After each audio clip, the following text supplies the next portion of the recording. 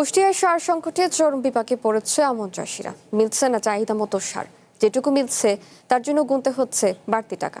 কৃষকদের অভিযোগ, সিন্ডিকেটের মাধ্যমে ডিলাররা সার মজুত করে তৈরি করছেন কৃত্রিম সংকট।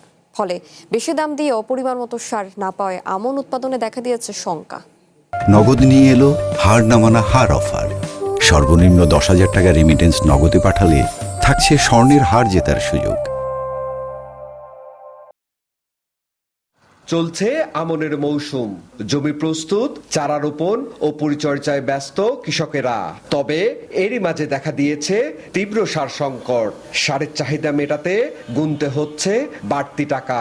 টিএসপি, ইউরিয়া, ডিএসপি সহ সব ধরনের সারই কিনতে হচ্ছে সরকারের নির্ধারিত মূল্য থেকে প্রতি কেজি 5 থেকে 10 টাকা বেশি দামে।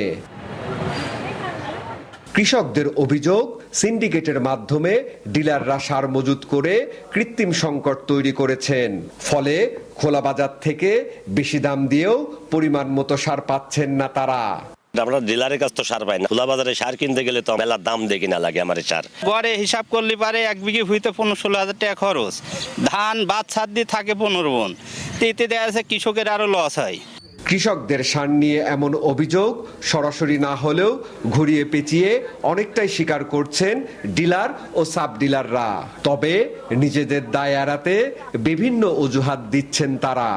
আমার জোনের মধ্যে না থেকে যদি কেউ সার নিতে আসে, তো সেই ক্ষেত্রে আমি যদি তাকে বেশিতে ধরিও বা, তাহলে তো তার অভিযোগ তো গ্র্যান্ট হবে না বলে আশা করি, কারণ তার তো নিজস্ব ডিলার আছে। নন ইউরিয়াটা একটু কম দেওয়া হচ্ছে আর কি, যাতে তারা পর্যায়ক্রমে মানে সুষম সারটা ব্যবহার করতে পারে।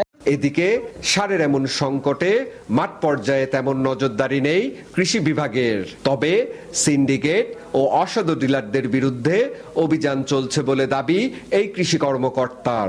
কোন ডিলার যদি কৃষককে হয়রানি করে আমরা তাদের বিরুদ্ধে আইনগত ব্যবস্থা নেব। আমাদের কৃষি বিভাগ তৎপর আছে, আমাদের উপসহকারী কৃষি কর্মকর্তা মাঠে কাজ করছেন, তারা কিন্তু নিজেরা দোকানে দাঁড়িয়ে সার দিচ্ছেন। দ্রুত চলতি আমন মৌসুমে সারের কৃত্রিম সংকট নিয়ন্ত্রণ করা না গেলে চরম ক্ষতির মুখে পড়বে কৃষকেরা। পাশাপাশি আমনের লক্ষ্যমাত্রা পূরণে দেখা দেবে শঙ্কা, এমনটি মনে করেন কৃষিবিদরা। সনি আজিম, ওয়ান নিউজ, কুষ্টিয়া।